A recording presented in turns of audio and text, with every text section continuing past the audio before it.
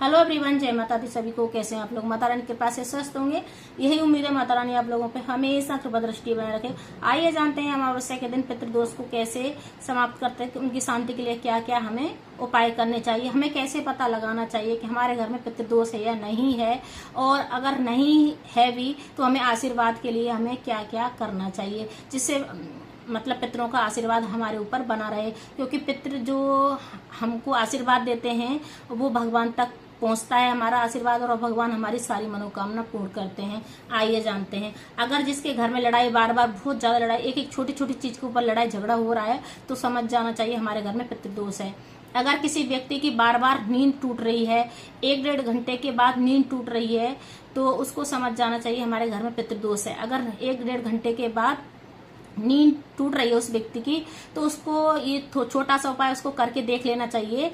1 लोटा जल ले लेना है, उसमें कच्चा दूध डाल के और पीपल की जड़ों में डाल के आना है 10 बजे के बाद। तो आप दोपहर को जाना है 10 बजे के बाद, और पीपल के पेड़ में ये डाल के आना। एक ही दिन डाल के आना है, तो भी पता लग जाएगा कि हमारे घर में पितृदोष है या नहीं है। तो आपको आराम से नींद आएगी उस दिन, और ना आपको प्यास लगेगी उस दिन।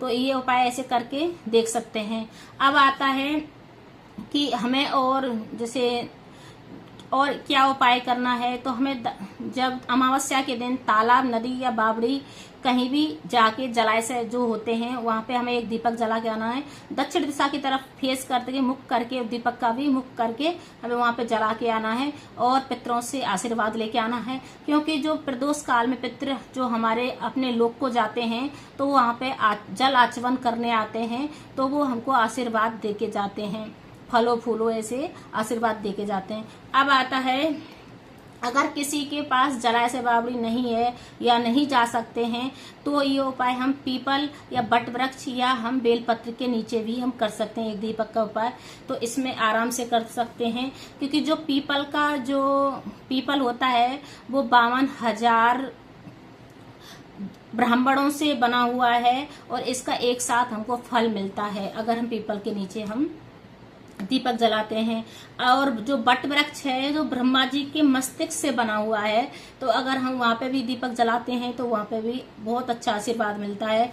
और जो बेलपत्र का पेड़ है वो माता पार्वती के आंसुओं से बना हुआ है, और वो भी हमारी वहां पे भी पितरों का बहुत आशीर्वाद मिलता है। पितरों ने माता पार्वती को आशीर्वाद दिया था। अगर इस बेलपत्र के पेड़ के नीचे जो भी व्यक्ति दीपक जलाएगा, हम उसको कभी पितृदोष नहीं लगेगा उसके घर में। तो आप वहां पे भी जाके आप दीपक जला सकते हैं।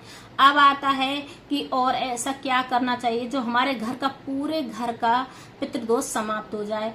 तो जो बेलपत्र का जो फल आता है उसका सारा गूंदा अंदर से निकाल के, और जो हम पंजीरी बनाते हैं इस प्रकार से, ऐसे पंजीरी बनाते हैं, लड्डू बना के उसमें आसानी से आप बेलपत्र के जो बेल का जो फल होता है उसमें आसानी से रख के, और पूरे घर में घुमाना है, चारों तरफ घुमा के, सब घर वालों का हाथ लगा के, कहीं भी पीपल का वृक्ष पड़ रहा है उसमें गड्ढा खोद के वहां पे नीचे दबा देना है। एक ही अमावस्या करना है, उसी से आपके घर में आराम पड़ जाएगा, आपका रिजल्ट मिल जाएगा। क्योंकि घर में लड़ाई झगड़ा समाप्त हो जाएगा। अगर ये उपाय भी नहीं, आपको बेल का फल नहीं मिल रहा है, तो आप जो ये नारियल होता है ऐसा ले सकते हैं, इसको ऊपर से काट लेना है, और ये पंजीरी को ऐसे भर देना है इसमें, और इसको कलावे से थोड़ा बांध देना है। नहीं तो जो कि ऊपर से काटना है तो वो गिर जाएगा, इसलिए हमें थोड़ा बांध के पूरे घर में हमें घुमाना है, और सभी घर वालों का हाथ लगा के तब हमें पीपल के पेड़ के वृक्ष के नीचे गड्ढा खोद के गाड़ के आना है। तो इससे क्या है, हमारे पितृदोष समाप्त होता है। एक ही अमावस्या को करना है, इस प्रकार से कर सकते हैं, और अपने पितृदोष को देख सकते हैं हमारे घर में पितृदोष लगा हुआ है या नहीं लगा हुआ है, और ये आज प्रदोष काल में आपको करना है। अगर मेरी वीडियो थोड़ी सी यूजफुल लगी हो तो लाइक करें, शेयर करें, कमेंट करें, सब्सक्राइब करें। जय माता दी। हर हर महादेव कमेंट में जरूर लिखें कि सावन का सबसे पवित्र महीना चल रहा है, और सावन की सबसे जो अमावस्या होती है सबसे फलदायक अमावस्या होती है। अगर आपको करना है तो ये उपाय जल्दी से जल्दी करें, शाम को जल्दी जल्दी मेरी वीडियो देखें। हर हर महादेव सभी को।